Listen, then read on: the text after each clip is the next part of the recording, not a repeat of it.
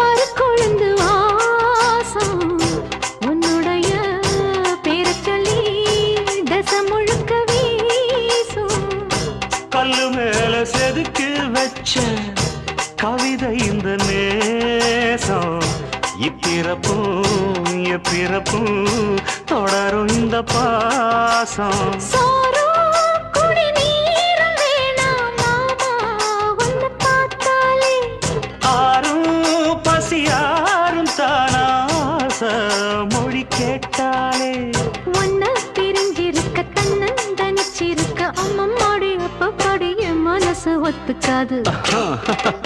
செந்தூர பாண்டிக்கு ஒரு சோடி கிளி கூ